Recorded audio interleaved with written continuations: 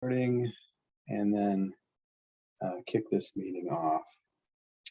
So, in accordance with the requirements of open meeting law, please be advised that this meeting is being recorded and broadcast over Lunenburg Public Access. The town of Lunenburg, in response to the COVID-19 coronavirus, is currently following the guidance from Lunenburg Board of Health, Massachusetts Department of Public Health, and CDC regarding the virus and steps communities can take to prevent the spread, and all town facilities are open to the public. In accordance with the governor's order suspending certain provisions of the open meeting law, General Law 30A, sections 20, all public meetings are being conducted remotely. This meeting will be broadcast live through local access cable on Facebook Live on the Public Access Facebook page, and will be able to be found on the Lunenburg Access YouTube within 24 hours after the meeting. The following information is also provided to members of the public that would like to participate in the meeting remotely.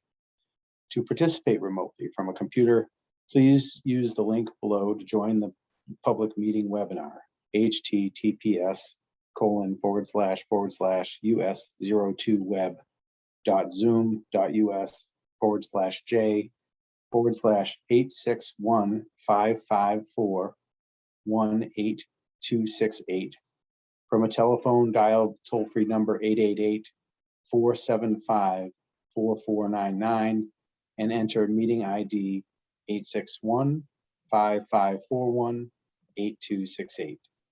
If you have not registered for Zoom, you'll be asked for your name and email address.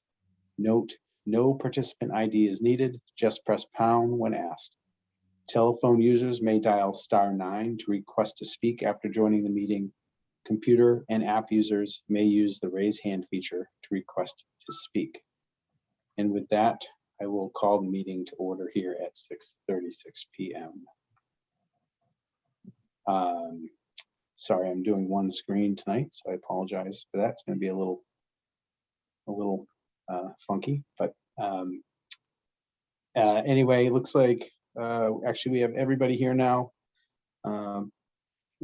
Committee members: Paula Bertram, Lynn Mann, Sarah Kammer, Mike Toohill, Bob Pease, Anna Lockwood, and myself, Brandon Kibbe. And with that, we'll call the meeting to order. First order of business is to review and approve the minutes from the March 16th meeting. Paula had sent those meetings around earlier in the week to the committee. Does anybody have any comments, or I will accept the motion to approve? I move to approve as written. Great. Any second? I'll second it. Thank you. Any further comments on the minutes? Hearing none, a roll call vote. Bob? Aye. Anna? Anna's muted. Aye. Aye. Sorry. Lynn?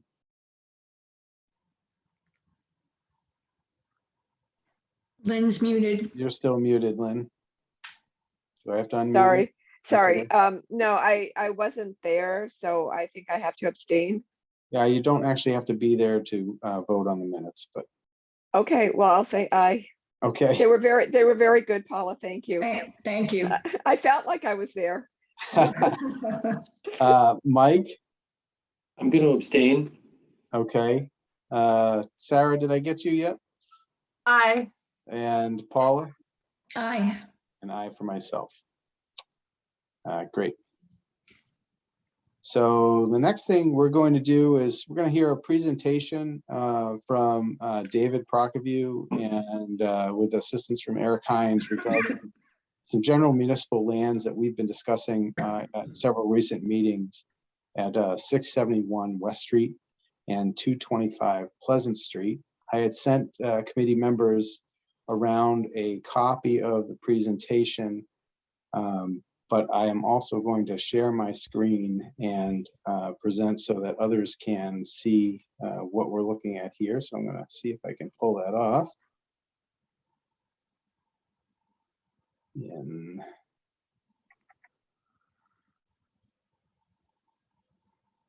I apologize for that, but give me 1 second.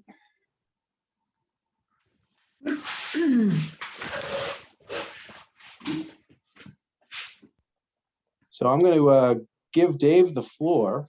And Dave, let me know when you'd like me to advance the slides. Can everybody see what I'm showing, first of all? Yes. Yes. Great. Yes. Yeah, I can't read a lot of it, but I'll do my best. I wrote it, so it should be pretty easy here. So obviously, can everyone hear me? Yes. Yes. Okay. I'm new to this whole Zoom thing, so if I'm ruining the etiquette, if I'm yelling or whatever, please don't be afraid to let me know. So this, yes, as Brandon said, this is about the West and Pleasant Street parcels, and I worked primarily with Eric Hines. He's my new neighbor and a new friend of mine, and he did most of the mapping on this. And I went out with a friend of the family and our kids, and we did a nice photo shoot to bring this information to you. I guess I don't know what you want me to explain here, Brandon. Like, do you want me to explain that what the purpose of this is, or is everyone familiar with the purpose? Yeah, well, I think, I apologize. I probably should have given it a little bit more preface, Dave. So why don't I introduce it a little bit more? You'll remember that there's 2 parcels of general municipal land owned on Pleasant Street and on West Street. Pleasant Street parcel is a large parcel that's mostly agricultural land, and then the the West Street parcel is a large parcel of mostly wooded land in the Whalum district of town, not too far from the Laurel Bank Conservation Area, which we'll also talk about in the context of this, that are currently owned as, quote, general municipal land. They're not dedicated to any specific use or management by any specific town board. Therefore, they're managed under the care and control of the Board of Selectmen at this time. But they're a couple of the largest parcels that the town owns that are both undeveloped and sort of unused for any specific municipal purpose. They're just held generally, and they happen to be in the most densely populated portion of our town, which, as you'll remember from our open space committee and our open space plan, what we've talked about in the past is improving access and equity of access to all residents of town to open space and conservation properties.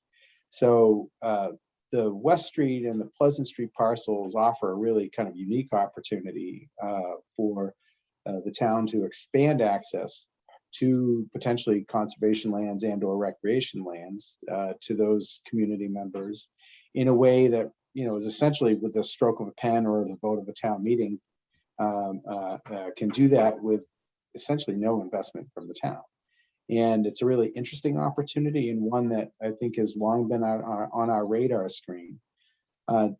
Dave, as a former member of the planning board and a former member of this committee, we've talked about this long at the committee, and I know his personal interest in this has been long as well. And so when we started talking about the general municipal lands, and we in the committee again here recently in the last couple of months, I reached out to Dave looking to see if we could get some more interest from the local residents themselves to help bring this opportunity to light. And he was more than enthusiastic about jumping in here and helping to tell the story about why it's valuable to residents in that corner of town. And I think it's a very provocative story. And I think, as you'll see in this presentation, that I think it's really well told and well supported. So I'll hand it back to you, Dave, and I'll move to the next slide. Yes, why don't we do that, and I'll just take you through it. So I'm gonna start talking about the West Street parcel first. Just in the interest of full disclosure, I actually abut this property, and so does Eric. We live, if you follow the line across the most northerly parcels, those two right there and there, the two that are, that's Eric and me. So we're going to explore the trails here in 3 parts. Part 1 is from the parking area to the split. Part 2, the eastern loop, and part 3, the western loop. So you can see at the S curve there, you have the parking area. Yeah. And then the trailhead is just west of that. Yep. And if you go to the next slide.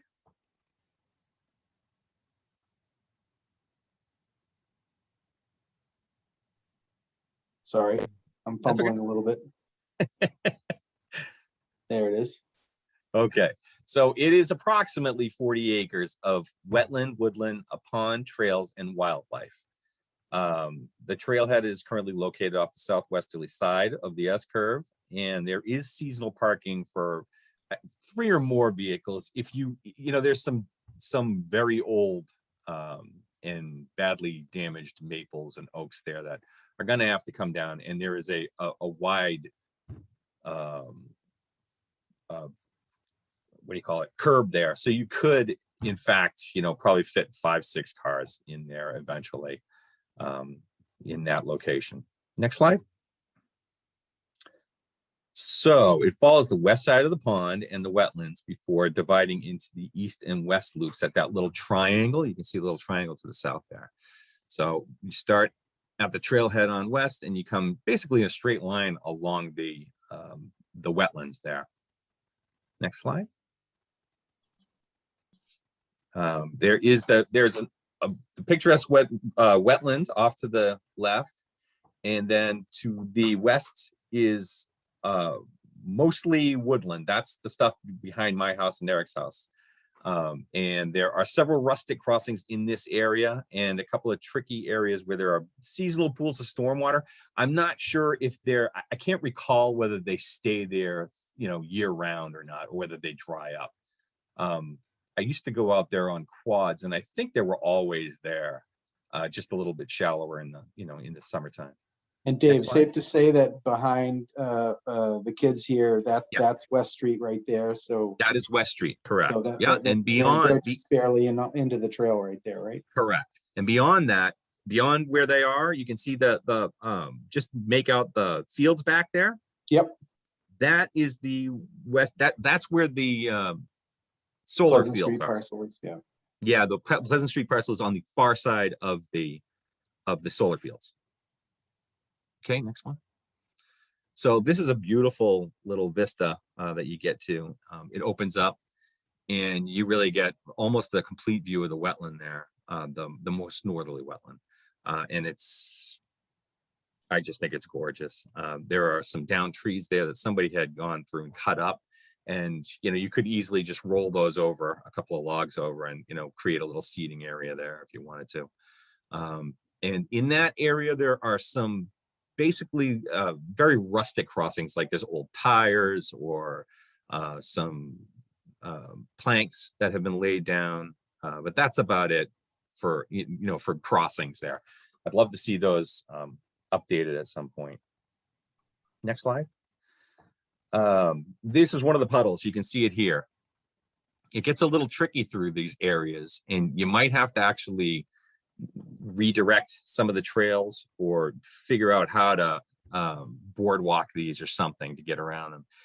If it was, I'm sure that would be a consideration if it was under Concom control. Next slide. So it crosses the brook, connecting the northern and southern wetlands, and it skirts the eastern loop skirts the northern wetlands and circles around on itself. You can see here, and it comes up around. And these, I said later on that these homes, it touches the houses on Whalum, but this is not Whalum. This is a big neighborhood off of Whalum. So this is down here. This is a more like It's Burke. Yeah. And Natick and all those smaller roads, they shoot down that way. And you'll see on the western loop is actually where it touches Whalum Road. Okay, next. So this is just taking you off to the left, and you'll see all these, this mixed forest and the huge stands of Mount Laurel, which are really beautiful. They're just everywhere, these huge stands of Mount Laurel. Next slide. And this is one of the rustic crossings across the little stream that connects the northern and southern wetlands. It's really very beautiful, but I'm sure, again, if it were under proper control, you'd probably have to put something a little bit nicer in there. Dave, these are very easy crossings to overcome. I mean, just looking at these. Yeah. I'm sure Yeah. Paul is thinking the same thing as he's looking at this. And then this is actually, if you just, we just turned the camera towards the south, and this is looking towards the southern wetland. The Western Loop, it's more, they have a lot more trails going through there, but it's actually it's probably about the same size as the Eastern Loop. Now you can see if you look off to the west here, there are a number of entry points, which I know are important from a safety access standpoint. You could get fire trucks or whatever you need to get in here. There's multiple points. I don't know how many you need exactly. I guess the more the better. And Eric could probably tell you about the condition of, if you wanted to put a trailhead in over there, he could tell you more about what the condition of the actual landscape is. I guess some of it's pretty wet, and you might again have to do some board walking if you're going to come in off of this southerly Pratt Street. Yeah. So Dave, this little spur trail, does this go onto this lot 20, or does that continue all the way out to Pratt Street? Well, no, it doesn't. I don't believe it continues, but you should ask Eric. Eric can chime in on that. Yeah, I can jump in here. So it does. It seems like it's intended to connect out to Pratt Street, but it does sort of dead end in, either a very slow moving brook or kind of a strip of wetlands there. So it really just sort of dead ends there. I don't think it's even really used by the people at that lot 20 because of how it dead ends. I think probably that northern connection to Pratt Street that you see up there, up in there, it's much drier, much firmer ground than maybe a better option for a trailhead or fire road at some point if one's needed there. Mm-hmm. So you see everything to the north of these trails. That's all. Oh, whoop. Sorry. What happened? There it is. No. Yeah. To the north of those trails, that's all really dense woodland up in there. Yep. All behind my house and everything. And just as a side note, a lot of these yards used to be, excuse me, about half that size. And about 10 years ago, we petitioned to enlarge some of our lots because there was no way we were going to get septic in there eventually. And I believe Paula might have been on the Board of Selectmen at that time. But they were approved, and we were allowed to bid and purchase this little bit of extra acreage on many of these lots. That's why there are some really short ones and some really long ones. Some people didn't want to buy them. But I just wanted to, as a side note, there is an opportunity, I'm sure. I know that Eric has mentioned, for instance, there's a little spur going along his property, which is over by the trailhead. So it's kind of like it's overkill, but I know he mentioned that he's interested if the town wanted to recoup some costs on it, that he would be interested in buying it. So that might be something, down the road to discuss before it gets transferred, if the town's interested in doing that. And I know there were, like I said, a couple of people over here on Pratt Street who passed on the opportunity, but we get a lot of turnover, and the new people over there might like that opportunity. So just want to throw that in there. Dave, Okay, can you moving just, Dave, I'm sorry. Can you just talk about where Eric's parcel is that he might Sure. be- Can you go back to the, to one of the, right there. So yeah, that's me. And the one to the east, just to the east, is Eric. And see that strip Okay. right next to it? Okay. That was originally that's 50 feet wide, and that was going to be the school. When it was going to be the school, that was going to be the entrance. They were going to use that to make an entrance into the school property. And you can see the trailhead is just one property away. So I don't know.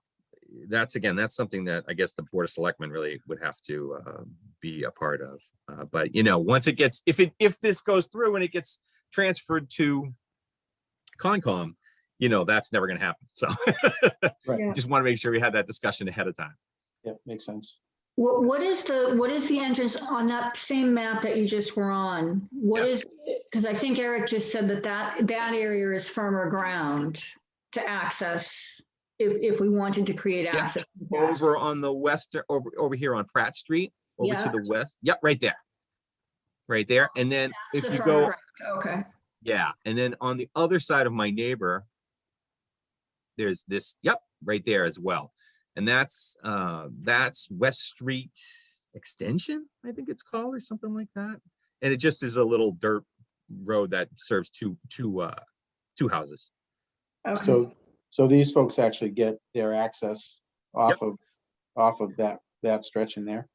Yeah, the Pleasant Street Extension. It's yeah, some kind of extension. I forget what they call it. Pleasant Street extension would make sense, yeah.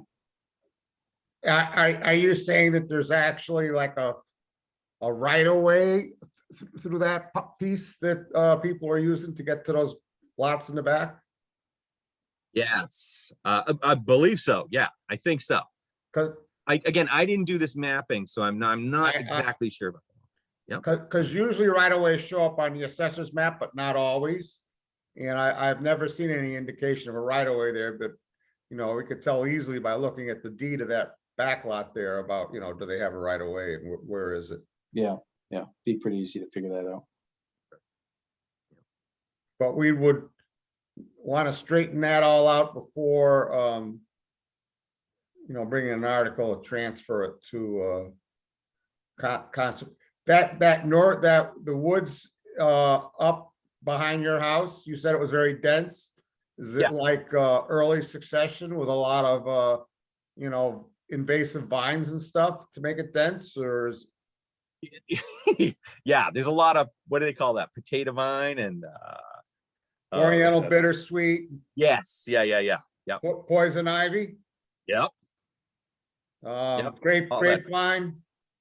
all that fun stuff. Thick, too, like- Black locust. Yeah.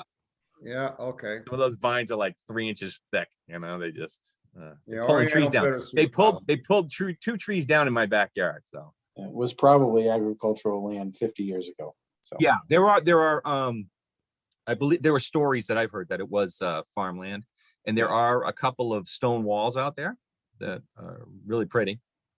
And I'm sure they once divided it up for, you know, cow pasture and all that stuff. So moving on, the Western Loop. Yeah, so this loop is a lot in my memory. I haven't been out there in a while, but it's my recollection. It's much easier to travel. It's pretty well trodden. There's been a lot of four-wheeler, motorcycle, and snowmobile activity out there over the years. So I was guilty of some of that myself with the four-wheelers. So it's nice. It's pretty. And again, it loops around on itself. So it gives you lots of different options if you wanted to go on a nature hike. Okay, you can keep moving. Okay, that's the West Street parcel. And then we cross the street. We go into Pleasant Street. So the photographs that you see here are actually of the solar field, but it's basically the exact same thing that you're going to see on the actual parcel. It's I just, think if you look here, you can actually see some of the solar panels out Yep. here. yep. So it's actually just on the other side of the solar panels. Yeah. But it's all the same kind of, it's just fields with a lot of different hedgerows. And then as you get down into the, if you get to the map, so this is also about 40 acres, and it used to be old farmland. If you can find the map of that, here we go. Yeah. So you can see the old trail system out here. Yeah, it's kind of disconnected from anything else, but it follows the brook and it goes onto the church land, and it goes onto the town land, it goes onto the solar field land. Excuse me. It was all, I believe, originally the church land. So that explains why it's there. But if you really take a look here, you can see that the interconnectedness potential is there. You could go from the West Street parcel up to through the solar field over to the Pleasant Street parcel, and then connect back down to Laurel Bank. And basically with all the trail system, you could be talking 3 to 6 miles, depending on what you felt like doing that day.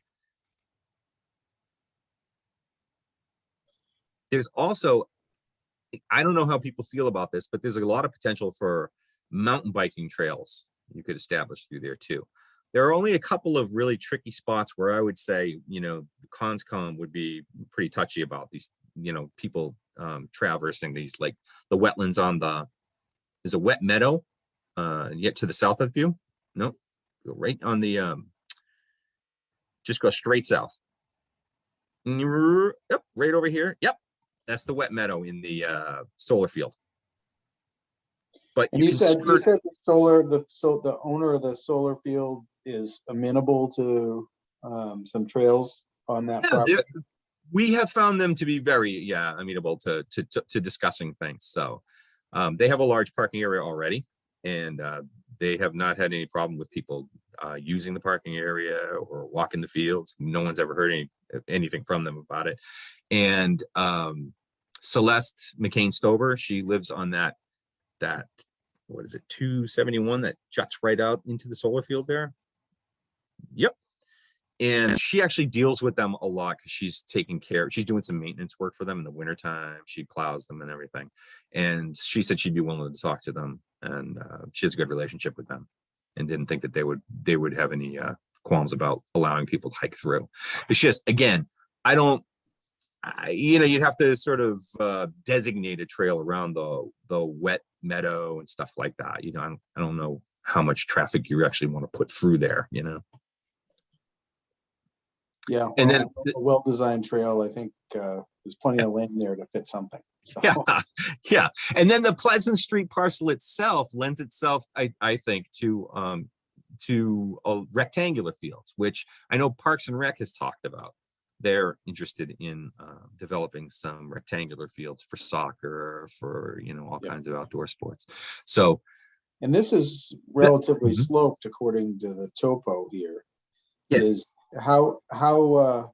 what can you describe the lay of the land there a little bit, and how much of this is agricultural versus wooded? most of it's agriculture, most of it's field. And then if you come down to the Falula Brook, which actually, comes out of the wetland to the south, the big wetland in the Whalen Woods, and Mhm. comes through these properties. Yep. And comes all the way up. Yep. And there's a hedgerow basically that follows that. And then there's a couple of others that basically follow, I'm going to say basically they follow the lines of the property. Yep. Yeah. And sort of break up the property. The topography itself, again, if memory serves, is pretty basically just it's a decent slope, but I mean the kids like to sled on it, but it's not Cherry Hill, you know what I mean? It's got a great fetch, but it doesn't have a lot of slope to it. So Yeah. and the Now- access point, if you, Brandon, can show the 90-degree elbow on Pleasant, yeah, right there. So there's a just dead willow tree there. You can drive by and see it, and it's in pieces on the ground there. I think it must have fallen on the lines or something. And there's a bit of a gully there that, obviously it's just gone unmaintained. But it's, it's a 50-foot access point, and it's right there on the corner. I mean, if you just, a little bit of work, you could get a nice driving roadway and parking area in there as well. Do you know how the farmer's getting in there to hay it? I think he gets through because he knows. Oh, yeah, they're coming in through the solar field now. Are they also haying the unsolarized portions of the solar field? Same guy? Yep. Same Yep. farmer? Steve the Betancourt? I don't think Steve's doing it anymore. I think it's Latanzi. Latanzi. Oh, is he? Okay. I think it's Latanzi. Yeah, but Steve could get back there easy enough too, because he knows everybody over here. So and then there's also, so you get the density over here, right? You get all these people over in Whalum at the Emerald Place, you got Tri-City, right? No, what is it? Yeah, Tri-Cities Tri-Town. over here, Tri-Town. Tri-Town. And then you may even have, you have the new one on Whalum, and then you may even have one, I guess there's talk about one going in up there, just adjacent to the Pleasant Street parcel. up in At here. least, yeah, at least there's talk of it. So, It's a 6-lot subdivision. oh, I thought he was going with something bigger. So, all right. So that's not so bad, but there's a lot of density and a lot of people do use this. The Laurel Bank is heavily trafficked. The West Street parcel is mainly used by the folks in our neighborhood and the surrounding, just those who surround it. And the Pleasant Street parcel is all, I would say, that's where the two kind of converge. Everybody sort of walks through there and then turns around, and goes their separate ways. But again, I think you could really develop a loop very easily that could serve everybody.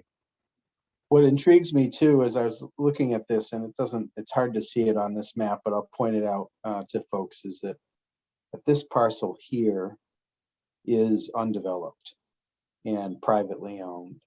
And you can see it's got this little piece of frontage on, I forget the name of this road, and I can't see it on this map. But Pointer's not moving for me. I can't see where you are. Oh, I'm in the lower right-hand blue? corner. yes. It's that's where the old dump was. It's This is, isn't it? You down by Young's? No, yeah, it's even further down. no, I'm Is on the east side of the map towards Whalum.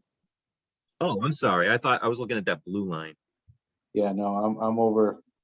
Is my cursor not visible? No, Yeah, I we got can every- see it. Yeah, we can I see have it. we can everybody see it. lined up. Sorry. Okay.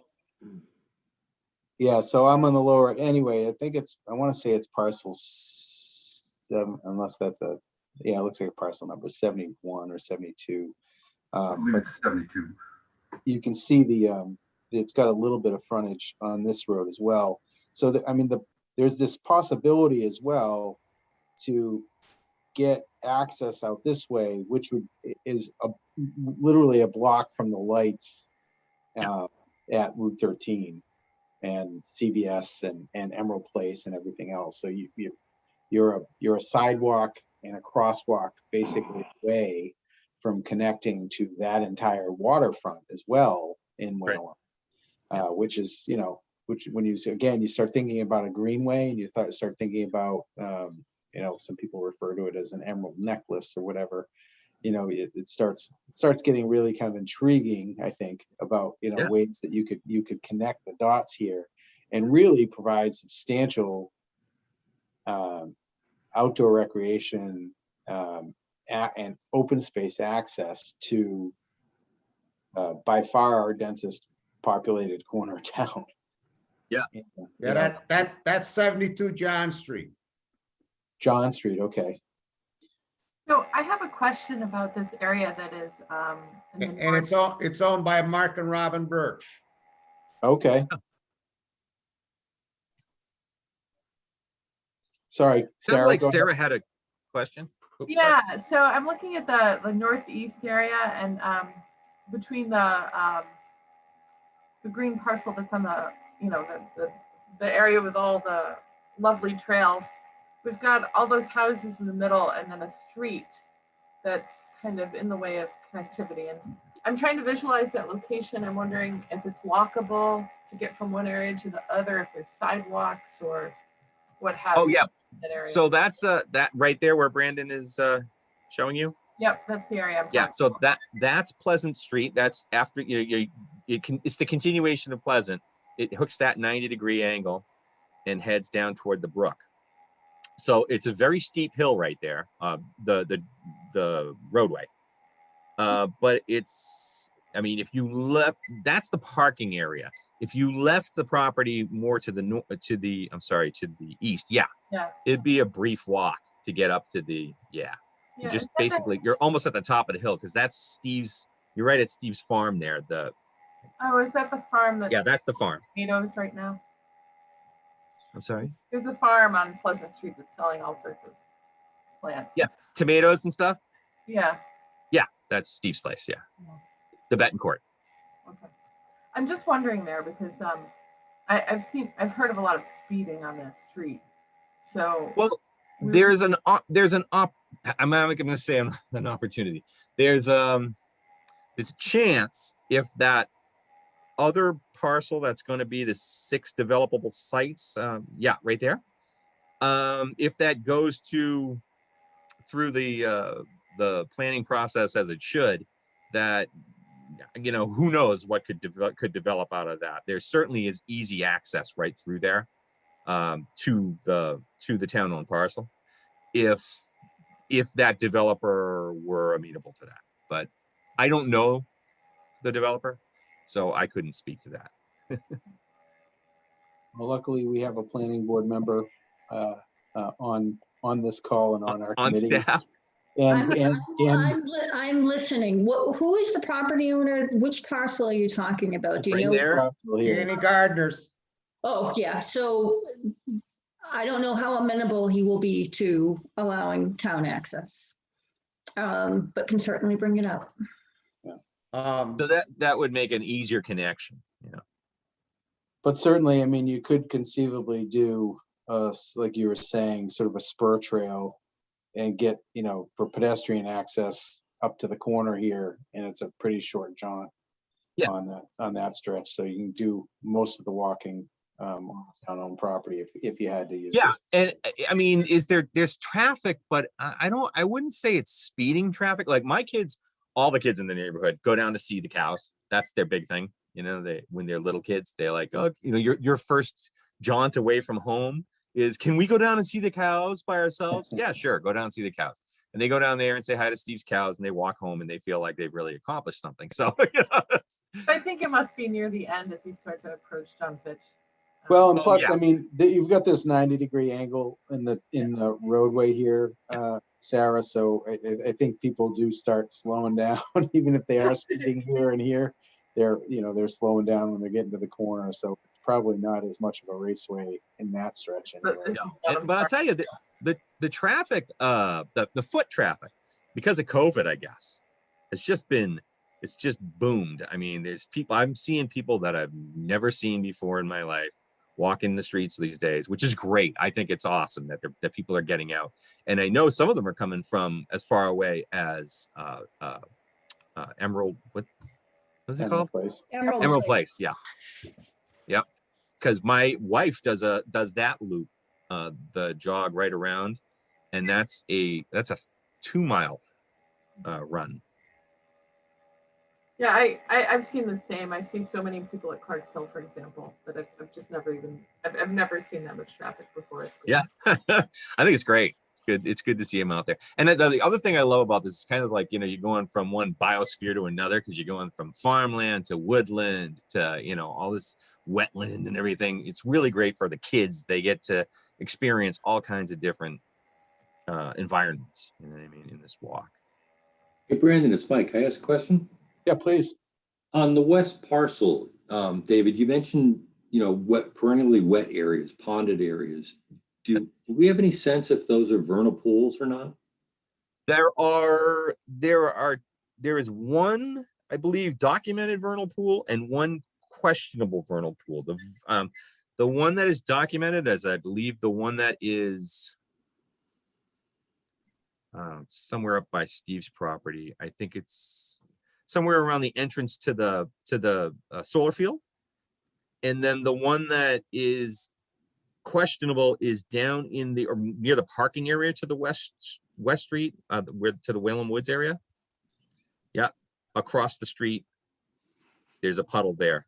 Yeah, somewhere in there. And I believe that one is under investigation as a vernal pool. What about on I the was- town parcels themselves? Yeah, that's what I was wondering, because you mentioned walking through and having, you know, 4-wheel through there and found Yeah. some I ponded don't areas believe- that are perennially wet. Yeah, well, when the solar field went in, I was part of a coalition of neighbors that tried to get it stopped, but you know, we ended up getting it reduced. And when Concom went through and did their delineation, that's where they identified that. Yeah, you can see it right there, that wet meadow area. Yep, right there. Excuse me. They call that a wet meadow. And because I guess the classification depends on what kind of plants are growing in there. And I don't know whether the wet meadow expands or contracts or what it does over time. But I would presume, and I would love to see people use caution about damaging any kind of wetland assets. I feel really strongly about that. So Mike, would like- don't put words in your mouth, but I think Mike's talking about particularly on the West Street parcel itself. There's some. Oh, the you pool, mentioned yeah, the pooling right some through of the little crossings and stuff that are right through here, Brandon, right near where the vista is, the opening is. Yep, right through there. So from there to the triangle to the south, right through there, there's probably 3 large pools. And the crossings there are like you have to jump, and then you're landing on a root mound, that's barely holding on to some dirt, and then you got to jump onto the next one, and it's kind of sketchy. So I would like this. Sorry, go ahead. I would again, right through there, I would recommend we either look at some actual apparatus for crossing those, or just redirecting the trail a little bit. And they're not huge. You could probably redirect the trail, like 100 feet of trail. And that's exactly why I was asking the question, because if they are potential vernal pools, we don't want to go across them. We want to go around them. Yeah. Exactly. Yep. And they could just as easily just be sort of natural dips in the trail that hold water. Especially if people. I think a couple of them are and stuff, right? So it's just one of the sort of things. But we'd have to definitely figure that out. But like you said earlier, there's plenty of room, in this more westerly section. If you needed to reroute, you could easily tons of space to get around it. Yeah, I don't believe that they've been out there. The state's been out there to take a look at those. So I don't think there's any information on whether they're vernal pools or not. I'm looking at. Go ahead. Oh, I'm sorry. I just looked at the Mass GIS, and there is one certified vernal pool there, but there's all kinds of, we just got through collecting data out where I am and found 7, there was one certified vernal pool and we found 7 more. That data's resting with the state right now and they haven't done anything with it, but there probably are a lot more out there. Yeah, so you're way out of my pay grade. I trust you people to find that, figure out what that stuff is. But I do want you to know that Eric and I are committed to, if we go through with this, I've got kids. Eric has youth on his side, and we are more than willing to get out there and do some manual labor to get some things tidied up. And quite honestly, what you've shown here, Dave, is that it's more than a blank canvas. There's quite a bit of great things here to work with already. Like you said, there's already this existing trail network. There's already essentially a parking area. It's all, it's sort of ready made, and it really just needs, it almost just needs to be, dedicated for this purpose, and then have, the minds and backs of people like yourself and other volunteers to go out and make it really great. And it's really not far from being there, I think, from what I'm seeing and what your presentation holds. So that's our presentation. If you have more esoteric questions about the trails, I'm sure Eric could chime in. He's done all the mapping and he walks them pretty regularly. So or if you have any further questions, you can get in touch with me and I'd be happy to walk out there with you or anything you need. So let me know what happens. And then if this goes past you guys, and you need me to make another presentation or whatever, let me know. I have some comments. Please go ahead, Bob. The Conservation Commission about a year and a half ago went through all of the municipal lands in town, and identified parcels, that we might be interested in, making them conservation lands. They were now, general municipal. And we identified a bunch of parcels, but we only pursued, the two that we brought to town meeting last year. Because I felt that, the three big parcels, Woodruff parcel, West Street and Pleasant Street, they needed to be vetted and go through open space. So, people like Parks and Rec, and the school department and whoever else, or the DPW or whoever else, do they have any, desires, for these other parcels? And B, I think that if it's going to be successful, the push for, the political push to make these conservation parcels, has to come from the populace, surrounding them. It can't, I felt like we were in danger of being,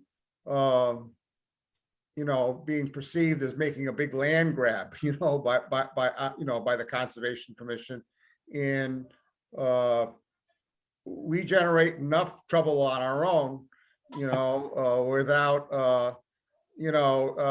going out, and creating a scenario where we could proceed, of, doing things, to further our own interests, and so, and I said that to Dave, and I'm thrilled to see this presentation, because I said that to David, about 6 weeks ago when he and I were talking about maybe we could go out there and look at the land, which never happened. Sorry about that. That's okay. And, but I said, it's like, really, if you want this to become conservation land, you need the people down in that area, to get behind it and push for it. Because, that's where the political will come from, to make it actually happen. So to that end, you know me, Bob, from the past, and I'm kind of a rabble rouser. So that's not an issue. If we need to do that, I'll get people on board. I wanted to make sure that we did this in the most appropriate, calm, respectful way possible. And so I have not been getting in touch with, with everyone in the neighborhoods and getting them on board, because I wanted to make sure that we took this one step at a time, So if we need to do that down the road, I'm sure that I can drum up enough convincing of a populace to get that point across. See, but in my humble opinion, the open space committee needs to take and check some boxes with, like, the school department and DPW and maybe the Agriculture Commission, and Parks and Rec. Do they have any interest in these parcels? Is there any reason? Because once you put it into conservation, it can't come out. You're done. So it's an irrevocable act. So to me, you have to really have done your homework about other potential uses before you take in, which is why we just went forward with those other two parcels last year. So I reached out to Karen Menard on Parks and Rec and let her know that we were talking about these things, and she said she was going to try and make it, but I guess she didn't make it tonight. Oh, but Flavia is here. Anna Lockwood is a representative from Parks and Rec. She's here. I have not talked to Anna about it, Well, but I'd be more than happy to. She's here now, so okay, so she's in on it. So yeah.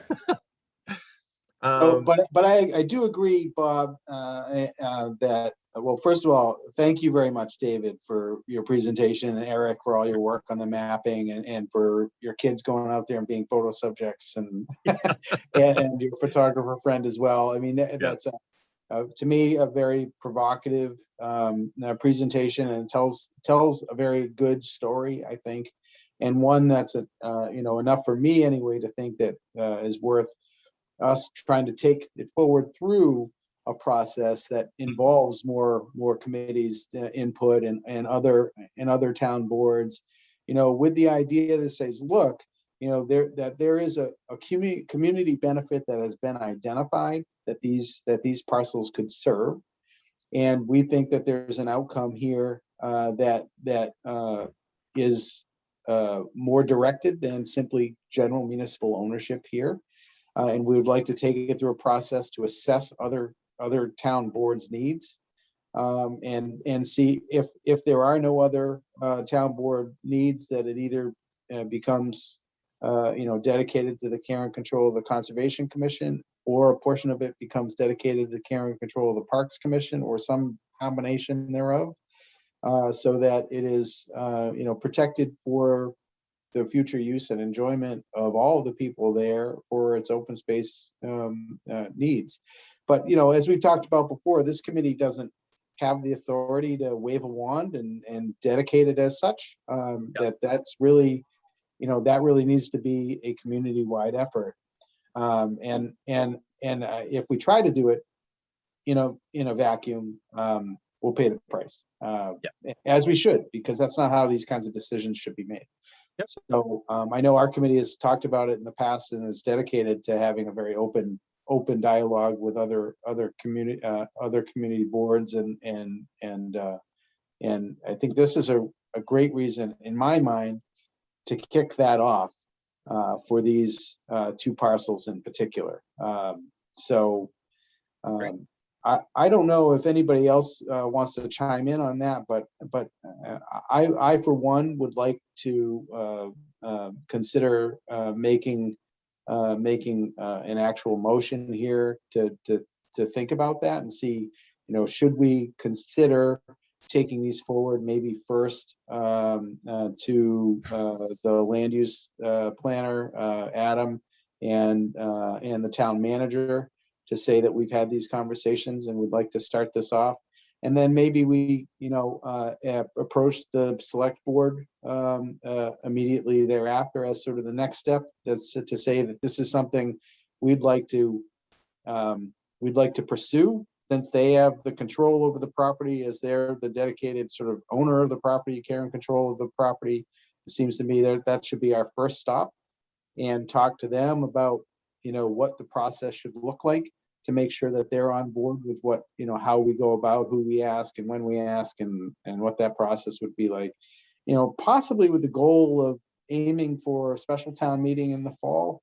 I don't think there's any major time pressure to aim for that, or if not, spring town meeting next year. I mean, there's plenty of time to work through this, and I don't think there's any reason to force it, but I would like to. I think the time has come, and I think that Dave and Eric, your excellent input, I mean, really does sort of drive home the need for the local residents in that area, and I'm certainly appreciative of the work that you put into it.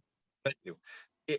I don't know what I just want to say, I don't know what the next steps are going to be, but if I would appreciate if you will reach out to me and let me know what's coming next, or what you need from me next, or Bob, anybody, any information you might need. And Bob, I'm totally on board with exactly what you were talking about. Reach out. There's a lot of land here, and as you were saying, Brandon, it wouldn't surprise me if one group wanted it, a part of it for this, and one group wanted to protect the wetlands, and one group said, yeah, let's keep these trails up.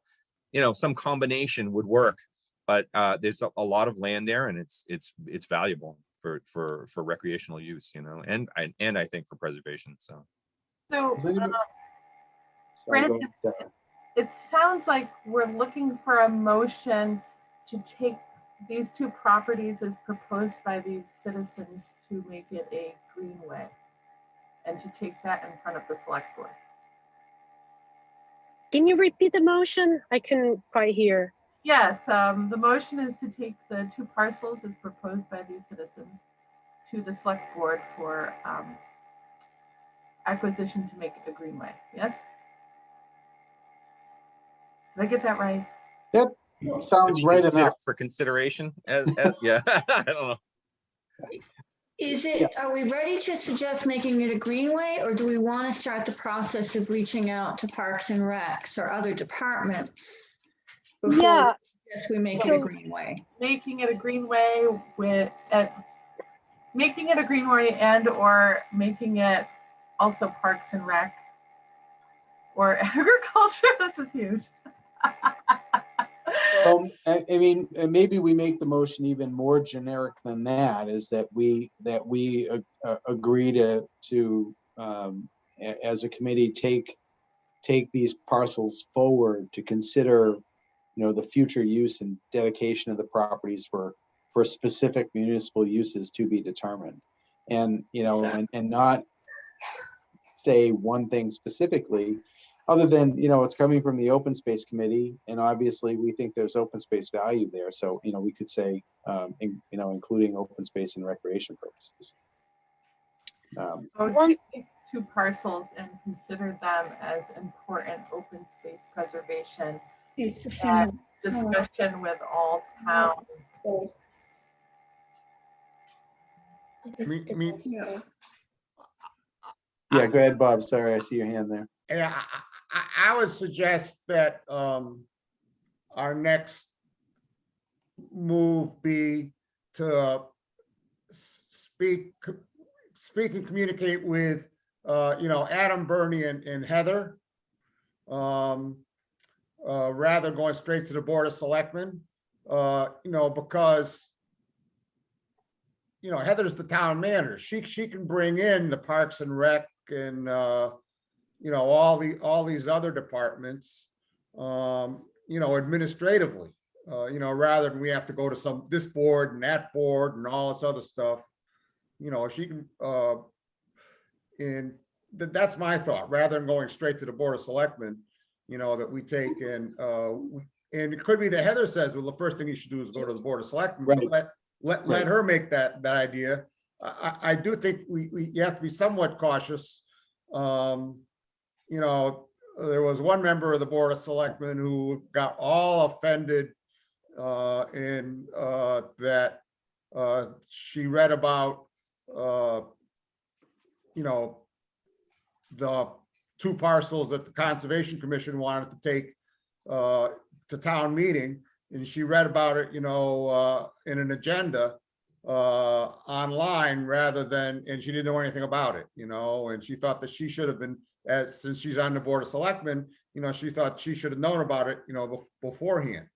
The Board of Selectmen should have been informed to begin with. So, I do think- Can I just interject? I don't want to overstep over my bounds or anything, but aren't you under the Planning board. you're under the planning? Oh, you're under the planning board. Oh, Yeah. okay. So that So, would be the So Bernie going, and going to Adam, Bernie and town manager makes a lot of sense in my mind. right, I think that's the process, is to go to both Adam, Bernie, and Heather, and let them know that we want to look at opportunities for use of this land. There are potential recreational use / conservation use. We do want to reach out to the other departments to make sure we're not overlooking anything, but we want to start that process of a dialogue with the other town departments.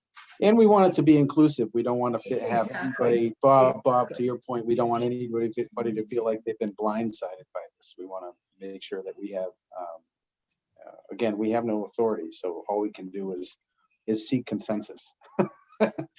And so, But if I sorry, may, Anna, let me give sorry. you, let me lower your hand. Go ahead, Anna. Okay. I do agree with everything you're saying. But I think, this board is made out of people from other boards. And for example, in my capacity as representative of Parks and Rec, these boards that are part of this board, they can come in with their own recommendation. We don't have to wait necessarily for, to go through the town manager and so forth. And I think that's why the makeup of the board, this board is what it is.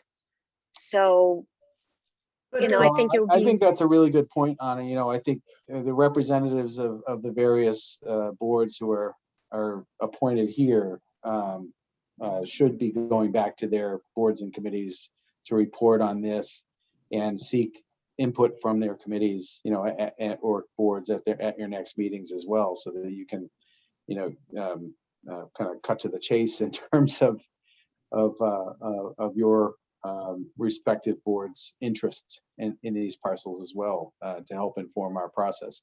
Anna, do you think that should happen before we reach out to the Adam and Heather, or do you think that's something that can be done contemporaneously?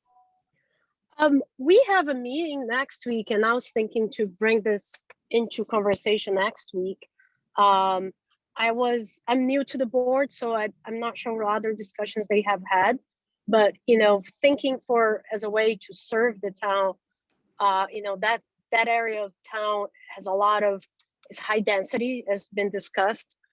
And we only have, you know, we have the town beach and we have Wallace and we have the basketball courts, but we don't have a lot more to offer. And I think this is exciting if there's anything that parks can have there. So I would like to bring it up on our next meeting, which I believe to be next week, if we are ready for that. That sounds good. Mike, I saw you had your hand up. Do you want to go? Yeah, just quickly, I really think that Anna should bring it to Parks and Rec first, because one of the things I heard David talk about was that forget the names of the parcel, not the west parcel, but the other parcel. The Pleasant Street parcel. Yep. You know, that's been looked at for rectangular fields in the past. And so I think getting the input from Parks and Rec as to whether that's still in the cards would be good. And we can always integrate trails next to rectangular fields. Absolutely. And the other thing too is if it got dedicated to the care and control of the Parks Commission at this time, it doesn't necessarily mean that they have to immediately run out there and build rectangular fields. No, that's right. It could be held under their care and control just for open space purposes at this time until there's a future use that's determined to be needed. And it's still Article 97 land. Yes, exactly. Yeah, and the parks don't really, you know, we technically don't have any of the land. All the land, I do believe that all the land that we oversee is more of our care. It's still under I think it's still owned by, is on the control of the select board versus the commission. I could be wrong about that, but I believe that is the case. Yeah, I know for a fact, like the land we acquired off of Northfield Road, the part of the Saliba parcel is owned under the care and control of the Parks Commission, because that was one of the requirements of the grant. And I believe there's other portions of property that are owned under the care and control of the Parks Commission directly as a result, similar grant programs. But okay, perfect. But you make a good point. But I do, I believe Marshall Park and a few other key resources that you guys manage are specifically park under the care and control of parks under, I think it's chapter 45 of the Mass General Laws. Yeah. Anyway, Paula, your hand is also up. Sorry to be speaking over you. No worries. So I think it's a two-pronged approach. I know every planning board meeting, they ask for updates from various committees. And since I'm the planning board rep from the open space, my update will be this, and I will actually forward the presentation to Adam so that he can share it with the planning board. And when I do my open space report, I'll talk about this. But I do think it's important that in addition to, you know, we have conservation, parks, and planning represented, but we don't have the Board of Selectmen. And since this property is under the care and custody of the Board of Selectmen, I think before we start reaching out to other town departments and talking about uses of this property, that we at least bring the Board of Selectmen in on this loop. So I personally think it's important we reach out to Heather and let her know, you know, that we're looking at all options for this property.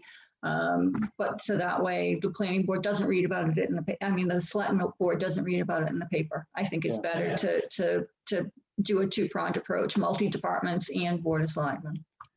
I have to say I agree with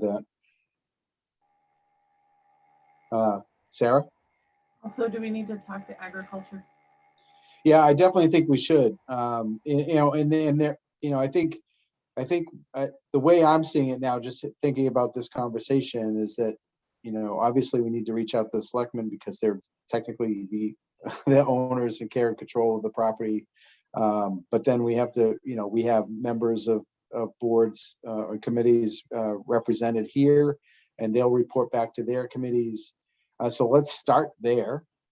And then I see very easily that we should, the DPW should probably be brought in the loop. The cemetery committee, for crying out loud, probably should be brought into the loop. The Agricultural Commission surely should be brought into the loop. And maybe there are others. And so, but I say we start here because those are the core committees that are both involved with our commission and the select board as caretakers of the parcels, and then kind of build the process out there. So I don't know how to form that into a motion, and I know you started to do something along those lines, Sarah. But if you'd accept a friendly amendment to your initial attempt there, I might say that the committee votes to support moving forward on consideration of the future care and control of these parcels, including the potential for open space and recreation purposes, and just leave it at that. That's kind of what I'm thinking. I totally accept that. I'm just not sure I can actually phrase all of that in there. Okay. I Well, since second you're the not motion. writing the minutes, it does. It's more Paula's problem. I second the motion. Good. Paula. Good. Well, the motion's been made and seconded, I think. So with that, I'll go around for a roll call. Sarah? Wait, can we have Paula just read back?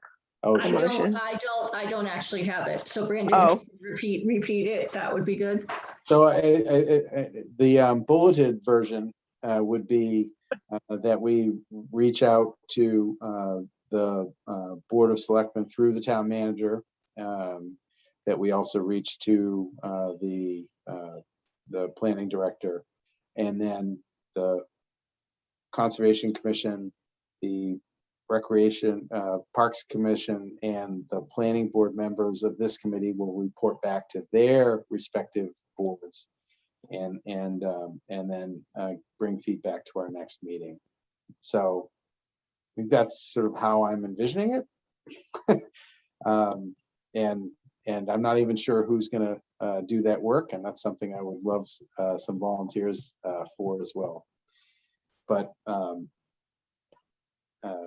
You want to add for consideration of the use of these parcels for uses to include potentially conservation and recreation. recreation? Yep, that's the seventh bullet. Okay. Should we include agriculture since we are not being genetic? Because right now the fields are being used for agricultural purposes as well. Yeah. Yeah, Or I mean, bulleting is specific. We could think the be more intention is- generic and say Open space. open space Open space. and recreation. Yeah. So open space would certainly capture agriculture, and also include conservation. Certainly, we have conservation properties in town that are owned under the care and control of the Conservation Commission, which are actively farmed. So there's certainly examples of where that happens currently and could continue to happen. They're not exclusive. Okay, got it. And Really? Bob seconded. I do. I have Okay, I it. believe. All right. Everyone Seconded. Is everybody satisfied with their understanding of what we're discussing here? So I'm sorry, but Paula, can you read it back then? Well, the motion is to reach out to the Board of Selectmen through the town manager, to the planning director, and for the various committees represented on the open space committee to report back to their boards because we want, no, hold on. All right, we'll start over. The motion is to reach out to the Board of Selectmen through the town manager, the planning director, and various committees represented on the Open Space Committee to consider these two parcels for various uses to include open space and recreation. Committee members will report back to the Open Space Committee at the next meeting. Thank you. Okay? Well done. Thank you, Paula. Mm-hmm. Any further questions or discussion? Hearing none, we'll start with a roll call. Bob, Aye. Lynn, Aye. Sarah, Aye. Paula, Aye. Mike, Aye. and Anna, I, and I for myself. Excellent. Thank you all so much. Thank Thank you, you, Katie and guys. Eric. Thank you, guys. Good Awesome work. That's a great Very way to nice kick this off. presentation. Thank you. If you need anything else, you know how to get in touch with me. It's good to see all of you. Everyone's healthy. That's great. I'm going to check All right. out now. All right, sounds Okay, good. thank you. Thanks. Thank you, Thank you. guys. I will as well, but thanks, everybody. All right, Thank appreciate you. you coming by, Eric. Thanks, Eric. Thank I you, want to Eric. go walk those trails. Yeah, definitely. You should. They're great right now. All right, be well, guys. All right, I'm gonna move on. The next item on the agenda is an update on general municipal lands at 860 Reservoir Road, 725 Goodrich Street, 0 Shirley Reservoir Road. Paula, Okay. you had some updates? Yeah, so what I did, rather than just focusing on those properties, is I went through all of the parcels on Lake Shirley that are town-owned land based on the list that Bob put together. And bottom line is, I only think that a couple of them are not of interest. There's only 3 that I think would potentially not be of interest, but the remainder I think are. And many of them are actually owned by the town of Lunenburg. They were actually purchased by the town of Lunenburg. If you do a deed search, although they say owners unknown, they shouldn't. It should say town of Lunenburg. So the parcels that are of the greatest interest, I think, and I have a whole report that I can send out. I just sent it to Brandon, but I made a correction, Brandon. So, but the properties I think are most of interest, we've all talked about in the past. It is, as you said, the 860, hold on, I'm trying to go through this report. It's 12 pages, so hold on. The All right. ones on the agenda, I'm sorry? are they the ones on the agenda? Yeah, so 860 Reservoir Road, so that property is clearly owned by the town of Lunenburg. It's gone through the taking process. It's clearly owned by the town of Lunenburg. The next property adjacent to that is the 0 Shirley Reservoir, and that does not have a clear title. And I cannot find anywhere where it was actually transferred. There was a man named Peter Montanen who owned a ton of land around Lake Shirley, and a lot of the parcels that exist now were owned by him. And there is a plan of land associated with this parcel, and it's dated 6/21/1947. Unfortunately, that's not online because plans before 49 are not available. So I wasn't able to get the plan, but based on what I have researched, it looks like it's owned by a man named Peter Montanen, and it doesn't look like it was transferred. So the question that I had was, Bob was going to talk with town council about how to get clear title, and I'm wondering if you had any information about that. And so I did talk with him about that with regards to the Oliver lot, Mm-hmm. you know, and he said, well, we should, you know, go to the Board of Selectmen, you know, and recommend, you know, that they do a title search on the Oliver lot. And, you know, and see if you can establish, you know, who has the title to that. I found out when we did 111 Mulpus Road rear, Mm-hmm. you know, we went to record the deed for that. And to record the town meeting action. And I found out, oh, there's standards for recording deeds. And really, we need either a previous deed or meets and bounds or something like that. There's three different criteria, for recording deeds, which I'm sure Brandon knows off the top of his head. And is sitting there watching me struggle with this. And so, and my other question to Paula is, if I went down to the registry of deeds, the stuff before 49, even if it's not online, is it down at the registry of deeds? If I went down there, could I take a Potentially. copy? Potentially, and I do plan to do that. I have been in quarantine, but I'm now not in quarantine. So I can actually do that. Now the registry wasn't open. Does anyone know if they are open now? I'm not sure. Okay, I'll have to look online because I know that they were not open for public visits. But I can definitely check that. But I do want to look more into this parcel. The other two, 860 Reservoir and 725 Goodrich Street, are 725 Goodrich Street. The tax title process was started in there was a tax title affidavit in 1962 and then a taking in 1970, but they haven't completed the foreclosure process. So that would be the next step. So of the three parcels, we would potentially be interested in that area. One of them, I think, is questionable, which is the 3.3 acres listed as 0 Shirley Reservoir Lake. And it looks to me like it was previously owned by Peter Montanen. So I can certainly look that up. As I said, there's nothing online to search. I've searched, he's transferred many of the parcels. And if you look at the parcel that we're talking about, all the properties that are developed adjacent to that were transferred by Peter Montanen. So I think it's pretty clear based on some of the maps that I've seen that he was the prior owner. But the question is whether or not he ever transferred it. So that will require going to the registry.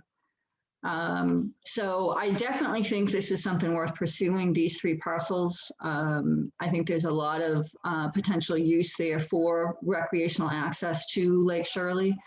So the next step in the process will be to go and see if we can find that plan. And if we can't, then my question would be my goal would be to meet with town council to find out what the next steps would be. So, and that's really all I have. There's a whole bunch of other information about other properties that the town purchased. And I have that information in a document that I can send out to everybody. But we purchased a lot of land in the 60s for some reason. Not A quite sure. lot of the land that was purchased in the 60s was done with the grant money. That's when those grants first became available to the town. Okay, that makes sense because I'm wondering why we purchased some of this land. Yeah, But I some mean, of the properties, but like Bob said, the assessor's records are not accurate. Many of them that say owner unknown really should say town of Lunenburg because there's deeds from 1968, 1967 that very clearly are conveyed to the town of Lunenburg. And additionally, the dam, for example, is not listed as town of Lunenburg, but there's very clearly a deed associated with the dam. So I will, definitely provide this information to the assessors as well, because I did take down all the books and pages, et cetera. But most of the property, I think, is town of Lunenburg. There's two parcels that are I think, under this Peter Montanen gentleman. And then another one, there's some potential properties on Flynn Road, 0 Flynn Road, that I think we need to be looking at. And there's two parcels labeled as Flynn Road.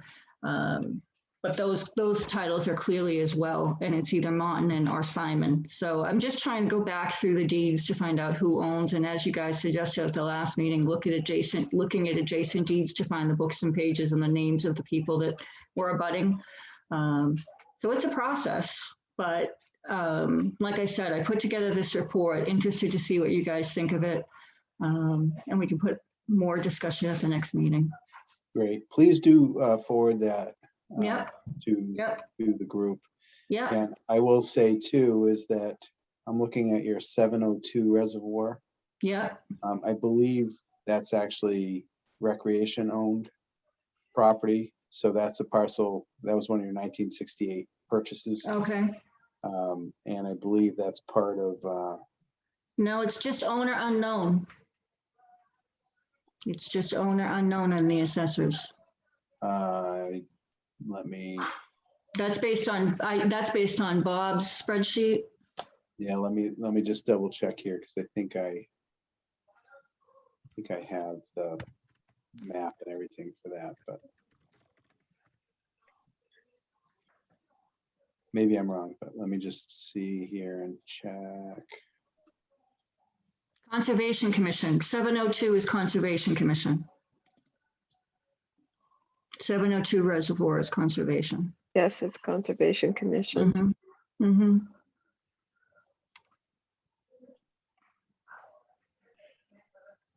So I'm gonna share my screen here. I believe 702 is made up of, I believe that's where, what's the baseball field down there? Anna, help me out, on Reservoir Road. I do not know the address, but I know that So it's the name there of is it. a, I can't remember. oh, the name. Fitzgerald. Fitzgerald Field. I believe Okay. That's the Okay. Fitzgerald Field parcel. Let me see here. Sorry, this is hard to do with one screen. I'm so used to doing this with multiple screens.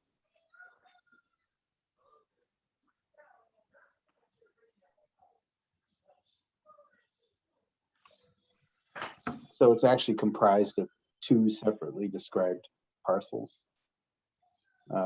And this is the land that is retained by Keating around. Okay. And so this, I believe, is your 702. The entirety of these two parcels is your 702. Reservoir. Yes, it is. It's those two parcels. Yeah. And so these are the deeds and book and pages of those deeds. And So you have a lot of this information. Did you send that out? You were going to send out a link or something. I sent all the conservation deeds over to Bob. Okay. These were recreation parcels. Because by the assessors, it's listed as conservation. Yeah, and that's Wrong. Yep. There's a lot wrong in those records. Yeah. Okay. So, I mean, here's one of the deeds here, just so you can see how they're drafted. Yeah.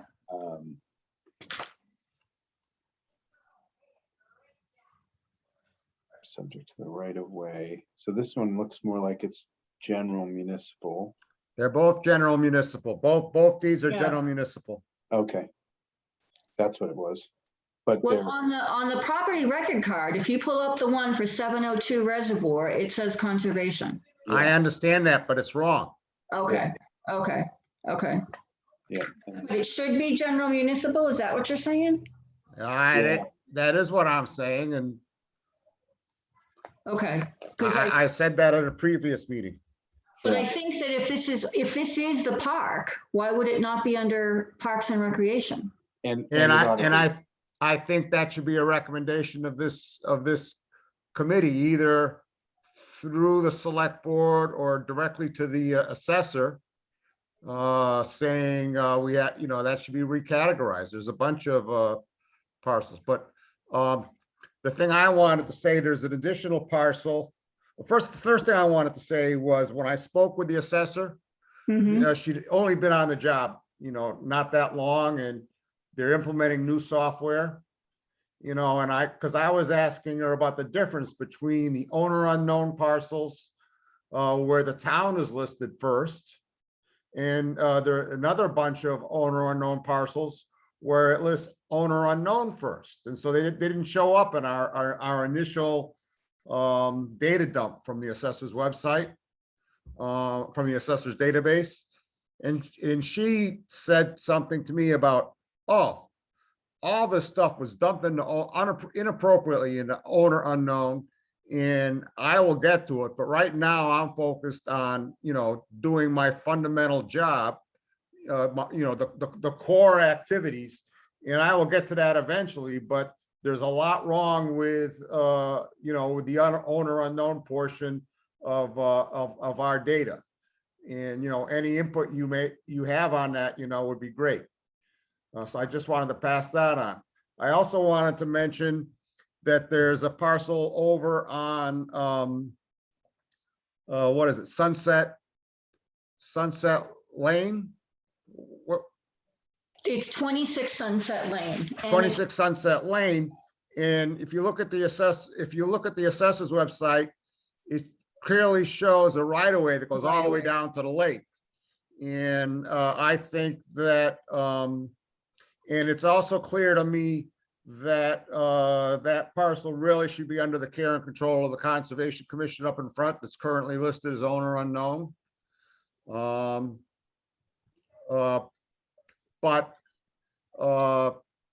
I think at some point the town should research that right of way to see who has the rights to that right of way, because it would give, you know, the town, if the town has rights to that right of way, or if it's a public way, you know, it would be a boat launch, it would be a public boat launch. Right, there are several parcels. That was one of them that I listed as potential interest. The assessor's records are clear that it's town of Lunenburg. But there is, as you said, Bob, a right of way. And if you look at the deed for the adjacent parcel, it says that certain lot of land with any buildings thereon in the easterly part of said, hold on, I got it. Yeah, but that's a different right of way. That right of way stops 75 feet short of the lake. Okay, well, okay, so it stops 75, okay. That right of way, but there's a different right of way that predates that from, and we're getting into the weeds here. Yeah, But I'm just saying, there's other part, we should be looking, and in my view, at some point, we should be looking at that, taking a deeper dive into that parcel. Tonight's So- not the night, but I think it's. Yeah, something I we was, should. I was just gonna say that, I think, you know, what we had on the agenda, the three parcels there on Lake Shirley, and we've gone certainly beyond that in terms of what we're talking about here, but I think, Paula, your research and Bob, what you've done has been excellent, and let's make sure that we forward that off to the committee to review and think about some more, get some additional information, and let's make sure that ends up being a primary focus of the next agenda. Yeah. I know Anna's had her hand up here for a while, and sorry for that, Anna, but you have the floor. Okay, no problem. First, I want to thank Paula I haven't seen the 12-page report, but it sounds like you did a lot of work. So thank you for that. And I'll look forward to receiving the report and taking that to Parks, because I know within our meetings, we have talked and discussed about some other properties that we might be interested. I know one in Lake Shirley, so we can maybe have access to the lake. And previously we had talked about a different parcel that might give us that access. Mhm. So when I talk with Parks Commission, I would be interested to know if we want to move forward with the other parcels, to know if we're gonna have the access to Lake Shirley or not. So I think, so I guess my question is, are we going to have access to Lake Shirley with these parcels? so And if we're not, yeah, if Go you ahead. look at the first page of the report, I actually talk about properties that are potential access to the lake. And I do have to make a couple adjustments, Brandon, so don't send out the one I sent you.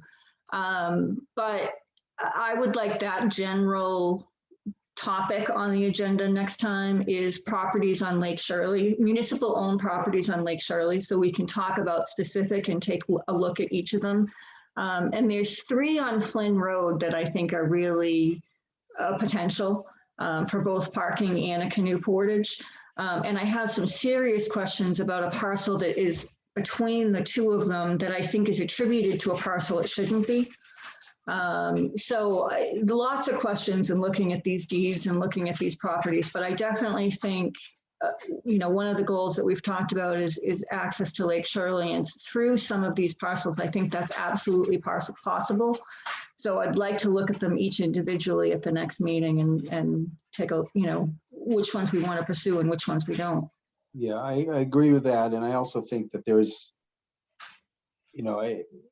almost very many of these are going to have title issues. And so we're going to have to determine, or some of them are anyway. So we're going to have to determine the ones that are really the highest priority to investigate, and we're going to probably have to do them piecemeal. I can't imagine that we're going to get the, maybe I'm wrong, but it sounds like a long shot to ask for a whole bunch of resources to do a whole bunch of title searches on a variety of. No, I think we have to pick which ones we want to focus on. And personally, I think there are two groupings we really should focus on. And I think it's the 860 Reservoir and I think it's the Flynn Road. And that's where I really think we should focus. But as Bob said, there's others too. We've talked about Parmenter Road. We've talked about Sunset Lane. So there are other options as well. But I'm just looking for both parking and accessibility, what makes the most sense. On that point, have you had further conversations with the Office of Fishing and Boating Access? I haven't, because we have to identify which parcels we're interested in and provide more. We have to have clear title and we have to provide more information about what parcels. Okay. So, I don't want to just send him a hodgepodge of things that aren't clear. Right. That doesn't make a lot of sense to me. So. Yeah. So, yeah, I mean, I think we're going to have to take this, very methodically through, Yeah. how we approach each of those parcels and first start by prioritizing, then try to figure out So what we don't know. with, Yeah. Go ahead, Anna. no, I was just gonna say, so with that, I will hold off on bringing to parks any kind of information until this committee has made a decision on their recommendation. I want to know what Bob sees. A barred owl. Oh, nice. Feeding its babies. It just went in the hole. It's feeding its babies. We got a barred owl nest out in front of our house. Nice. Nesting in a tree hollow. In a tree hole, yeah. And it just left again, off to find some more chipmunks. Poor chip. Send them over here. Good. Well, I appreciate the work you've done, Paul. Look forward to getting the revised reports out to everybody. And Yeah. Yeah, can you please, when she sends you the revised report, or Paula, can you send it to everybody, or? yeah, just send it directly. That'd be. Okay, so send it directly, but just tell people we can't talk about it until the meeting. Exactly. Okay.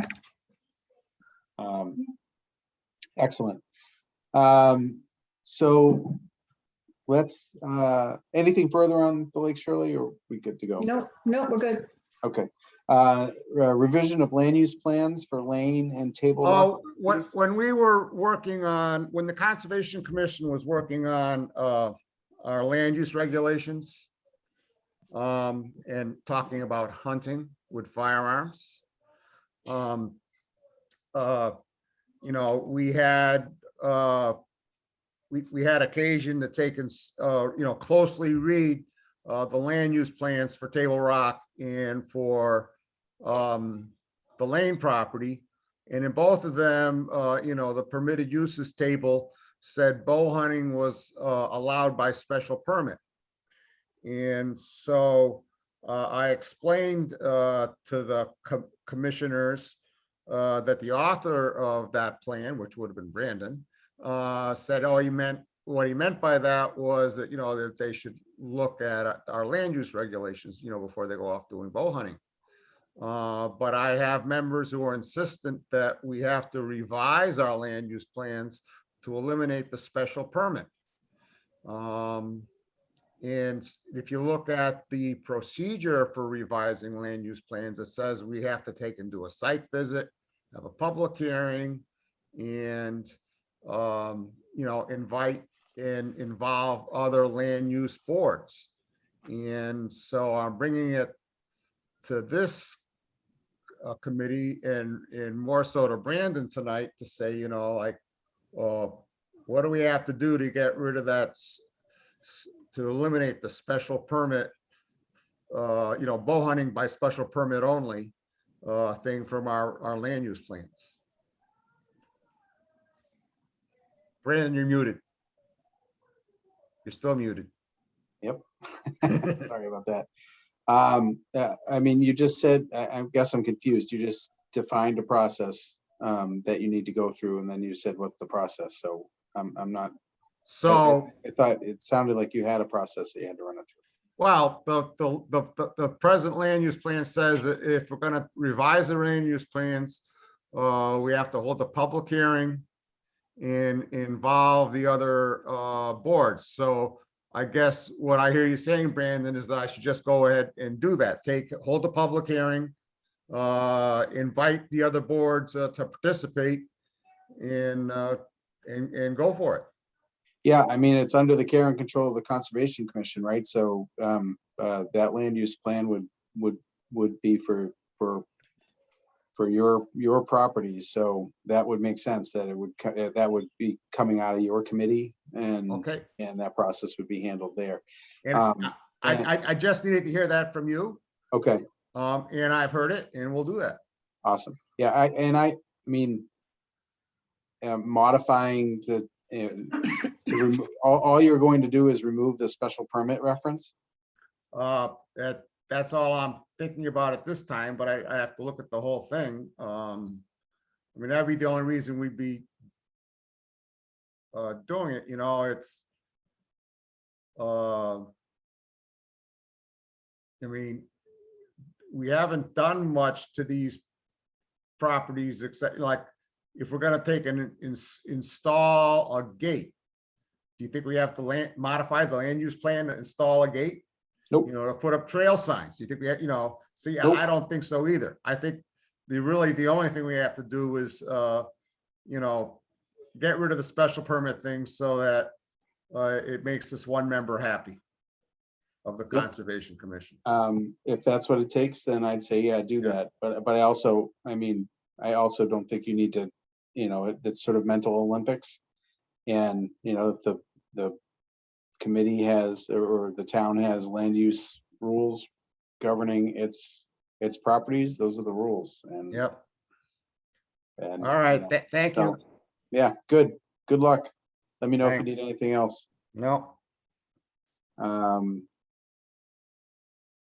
Next on the agenda, questions for the town clerk about minutes and town meeting actions. This was also your item, Bob. Yeah, it's, we had talked about,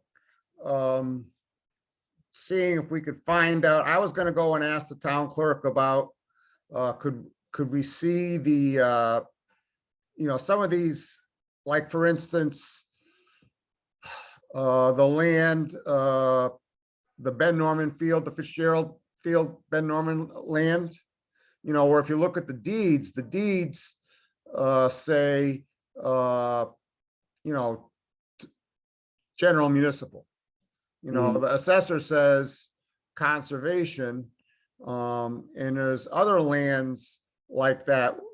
I was gonna go and ask the board, the town clerk to see, can we see the actual resolutions, that were passed the town meeting where these deeds, were accepted, to see, was there anything, in the motion, that would have changed that, even though it's not reflected in the deed.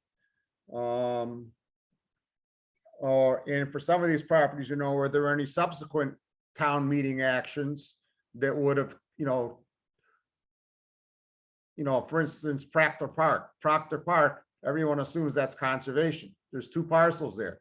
One of them is, it clearly shows that it's conservation land. The other deed says it was given to the citizens of, the townspeople of Lunenburg. Was there any subsequent town meeting action that would have, taken Proctor Park and said, oh, that's conservation land? And I thought that there Usually was some- there's an acceptance of a donation at town meeting that maybe it would be accepted for conservation purposes. yeah. Yeah. Even though it's not in the deed. Right.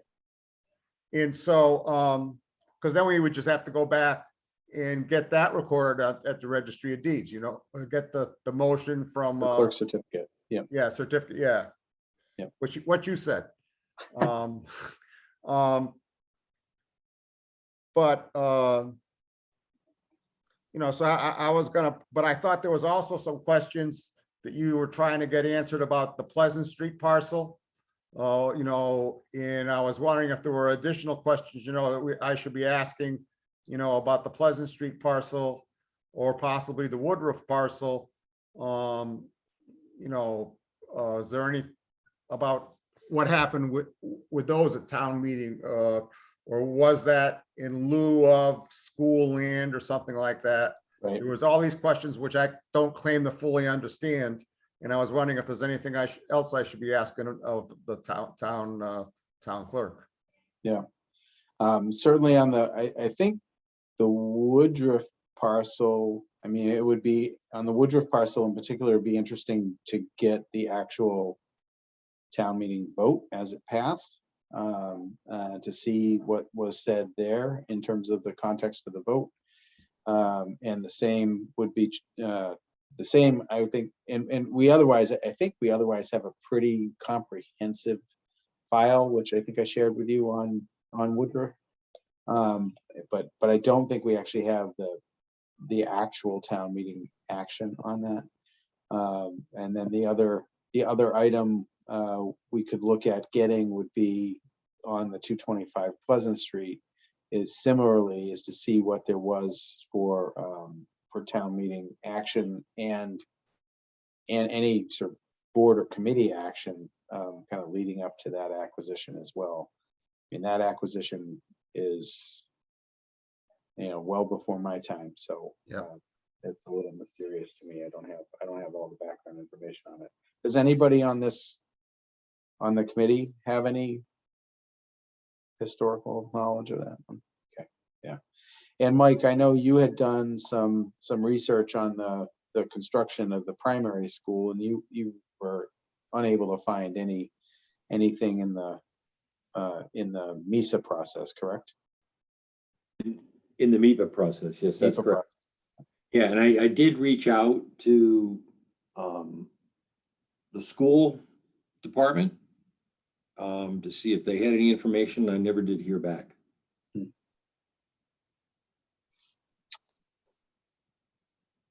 I wonder, I can picture in the lobby of the primary school, there's the plaque with everybody who was on the school committee at the time. And I think, if I remember right,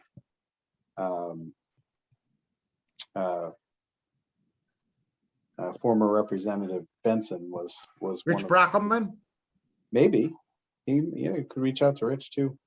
But I'm wondering who was actually on the school committee. They might remember the intricacies of that acquisition at the time. So, but I think, yeah,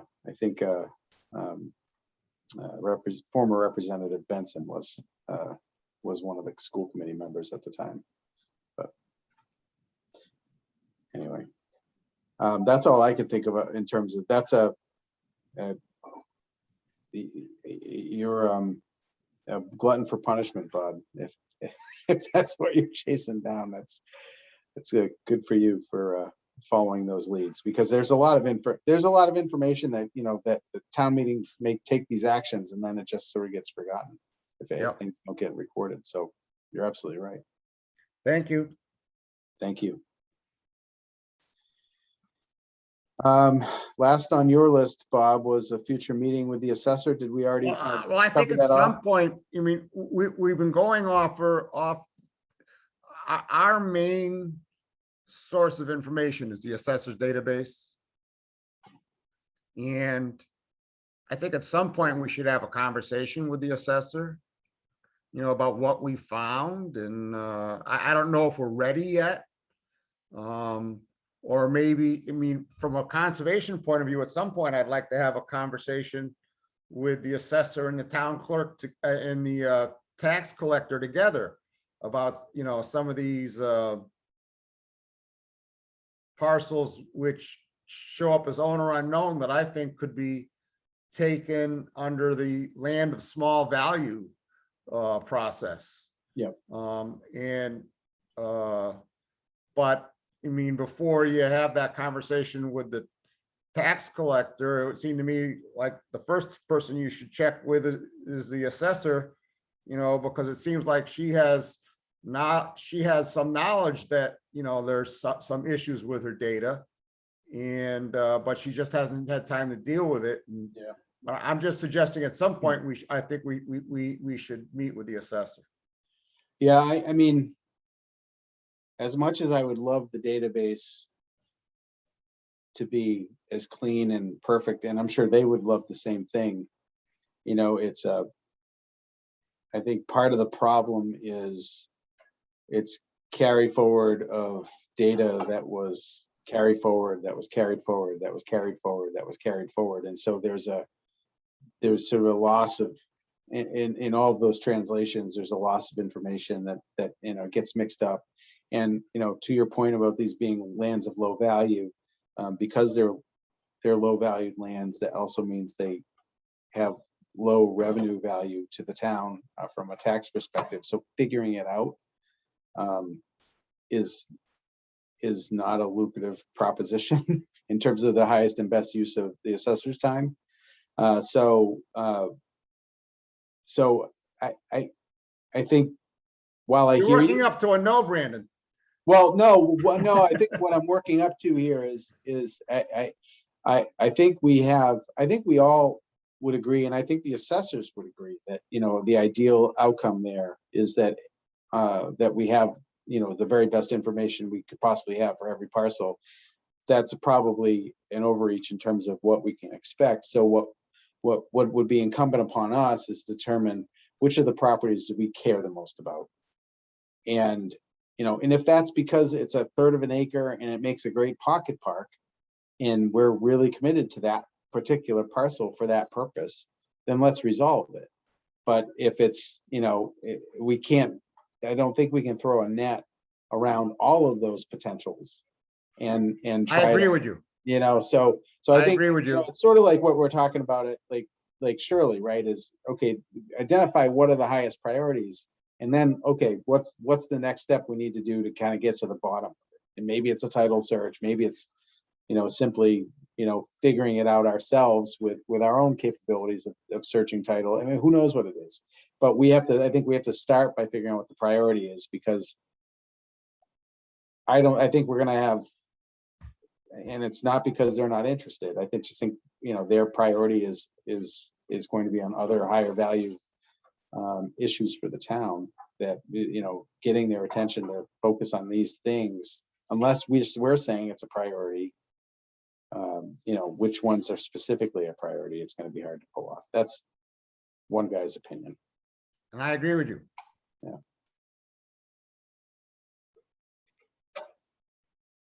Anybody else have anything to add to that? I agree with you. Okay. All right, hearing no further comment there. Lynn, do you want to give us an update on the Mass GIS training?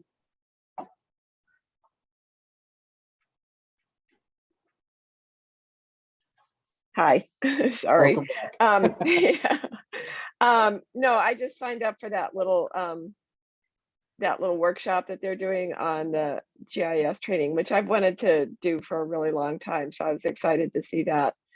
So I didn't know if anybody had any specific questions they would like me to ask. That's all. I would just be willing to ask questions, or if you can think of an application where that kind of training might be useful to this committee. Lynn, Yeah, is it gonna be Zoom? yeah, Right? but Is it gonna be recorded? no, I don't know, Bob, because I assume it's going to be interactive. I would be interested, you know, if it is, you know, if it'll be available, you know, for viewing later. That's my Yeah. only question, you know.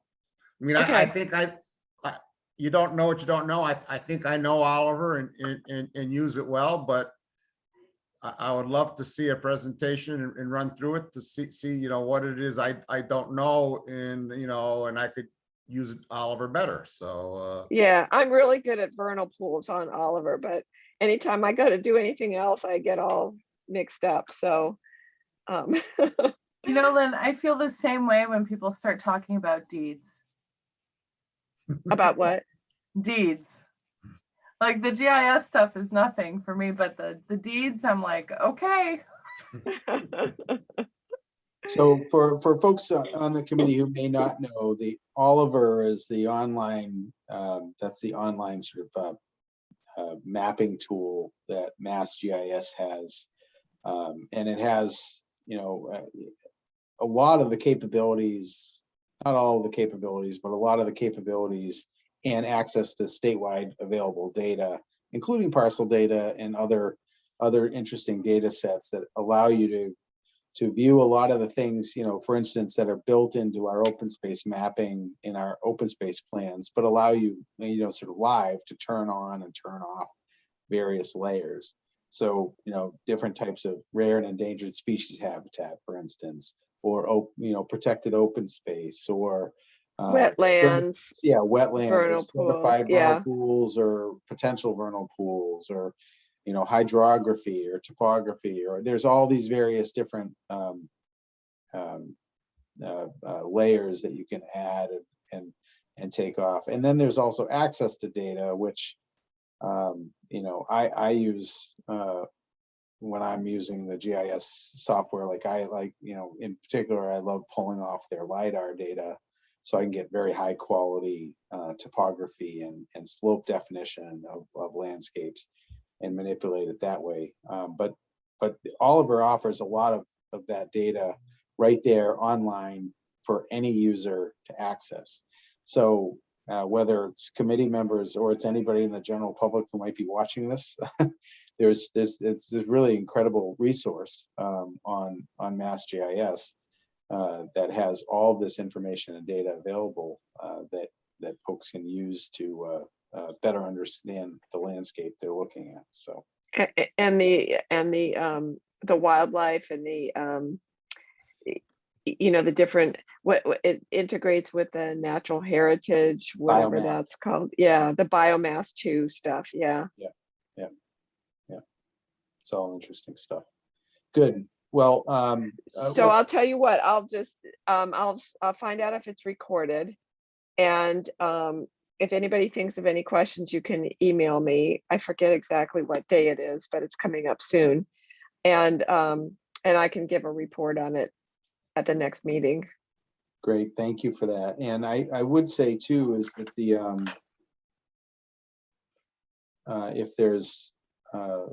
if there's anything further you wanted to kind of bring back to the next meeting in terms of lessons learned or any interesting tidbits, I think it'd be useful to report that back for sure. Okay, very good. Super. Thank you. Welcome. Next on the agenda is just some generic committee administration stuff. I got a note from, I want to say it was Elaine, saying, hey, get back to me with what appointments you have upcoming and everything. And I freaked out because I said, I don't think we have any terms. And so I reached out to Adam Burney, and he confirmed that, we're so informal, we don't have any sort of terms for any of our members,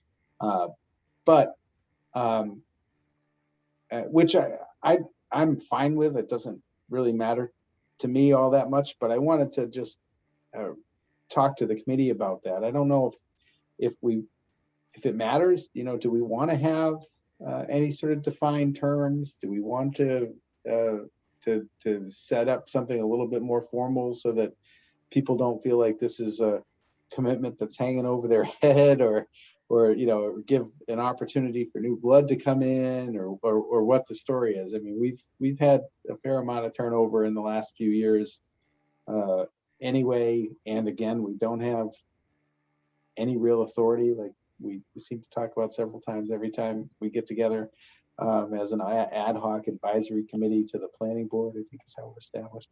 So I didn't know if anybody had any strong feelings about that, but we could certainly consider that. It was an interesting sort of panic moment I had when they started talking about terms, and I realized that I've been on this committee since 2009, and that's the last time I was ever appointed. So I wanted to open it up to the committee to see if we should be thinking about sort of a more formal structure in terms of terms and membership. I think it's working, don't fix it, but that's just me. I think that the appointees by the various departments, may change with the turnover in the various departments, but I also think continuity is important. And personally, I don't know what the Open Space Committee would do without you, so I don't want to change things. Well, I wasn't suggesting that I should term out, but yeah. Sarah? So someone who came on to help with the open space plan and has stayed indefinitely. I'm a member at large, which is different than being on a committee and choosing an appointment. And I'm happy to serve, and I enjoy it. Actually, this is a fun committee to be on. But it may be, I think, a good idea to consider if other people are interested in being members at large from time to time. I don't see an overwhelming drumbeat to join committees or anything in town at all, really. But I think that might be something to be considered, because I think if we're trying to have a member at large, we want to have different perspectives over time of people who aren't serving on different committees. And while I happen to think my perspective is excellent, I think that is open to debate by other persona in town. And so maybe that is something that we want to consider. Well, certainly we have.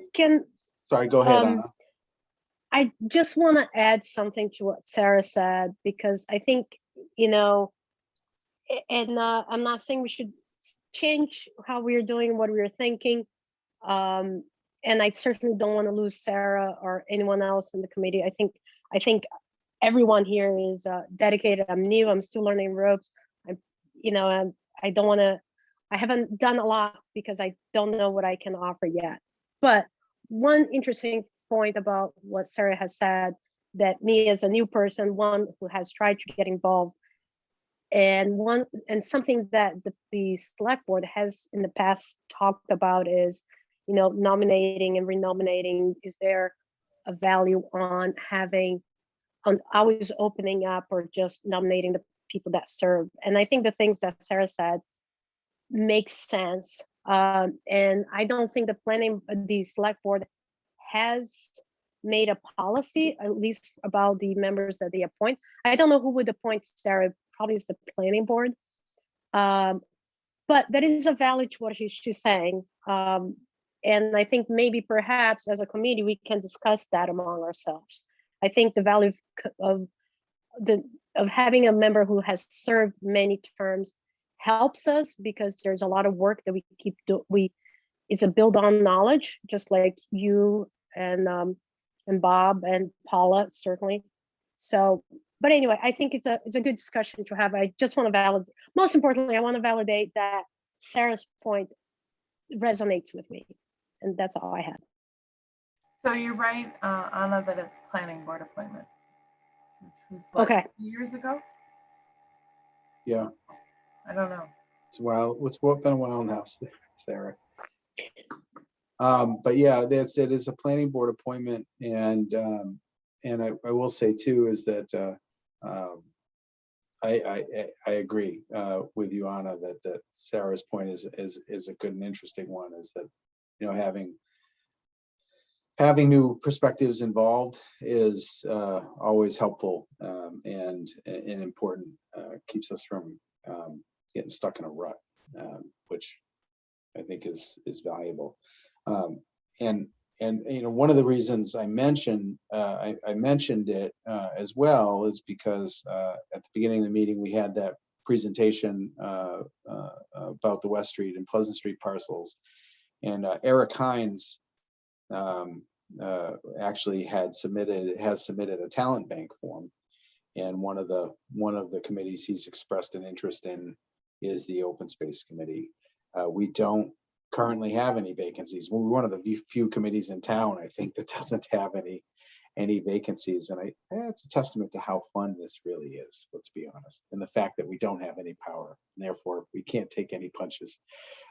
So, but I do think, if anybody is feeling the need to step away, there is an opportunity with Eric's interest in this committee to fill that void.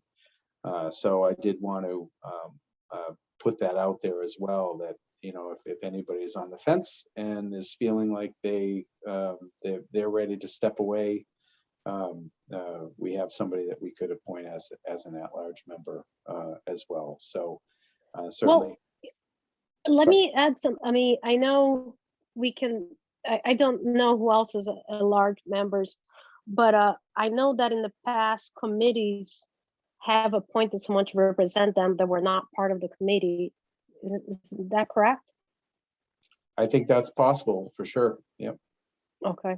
All right. Because I know, for example, my role, the Parks Commission representative has had a turnover, has had a frequent turnover, until I joined it. And I'm just I just got elected for the first time for a 1-year term.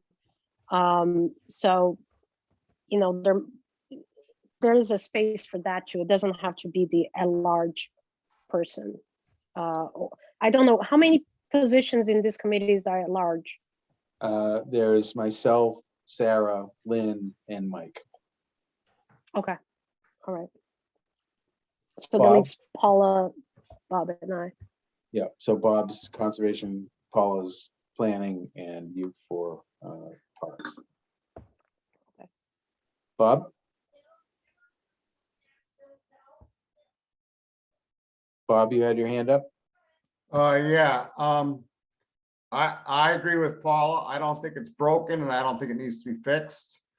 I think it takes a long time to figure out what this committee does and how you can contribute. I would note that if you look at the talent bank form, the open space committee is not listed on the talent bank form. So we're lucky that we get anybody to volunteer at all, since they have to put it down under other. And I expect that that's probably because the Board of Selectmen doesn't appoint to this committee. It's actually the planning board that appoints to this committee, or the committees that we represent, appoint. I'm sure Anna was appointed designated, by Parks and Rec. I was designated by conservation. Paula was designated by planning. So if we really want to take and look for more members, maybe we should be suggesting to the Board of Selectmen or to Elaine Peterson or whoever, that they include open space, on the list of committees on the talent bank form, even though, it's not something that the Board of Selectmen appoints to. Yeah, that's a good point. And I would say too, is that, we, just as a reminder, we were a 5-person committee for a very long time, until a few years ago, where we expanded to 7 members, partly because we did not have a parks rep, and we added a parks rep at the time, and we added an extra at-large member then to become 7 members, which, for a community of this size seems like a pretty good sized committee. But again, I mean, it almost doesn't matter. Because of the way we're formed. Certainly if Eric wants to participate in our committee as a non-voting voice on a regular basis, I'd love to have him. And I will tell him as much. But I wanted to talk to you all first, and obviously if anybody is feeling like they want to step away, you feel free to contact me individually and directly, and we can have that conversation and and I just wanted to let you know that there is somebody lying in wait here on a talent bank that we could fill a position if anybody's looking to step away. So anyhow, I think that's all I have to report there. Anything else anybody has regarding that topic? Hearing none, I think this is the section for public comment. Does anybody have any public comment? Don't see any public here. So there's no public comment from the public either. Hearing none, I will take a motion to adjourn. Motion to adjourn? Second, All those in favor by roll call. Paula, Aye. Sarah, Hi. Lynn, aye. Bob, Aye. Mike, Aye. Anna, I and I for myself as well. Okay, who seconded? I'm not sure I got the right person. I did. Okay, thanks, Lynn. Excellent. Thank you all for your time tonight. I appreciate it. Good night, And, everybody. Thank you. Night. Bye. thank you. We don't have a date set for our Oh. next meeting. Oh, I should have put that on the agenda. Well, but Should we go? Isn't there a 40? standing date like Seems like this the third Tuesday. Tuesday or something? Yeah, let's just confirm that that works for everybody. The third Tuesday of June by my book would be 15th? 15th. Anybody have any issues with June 15th? nope.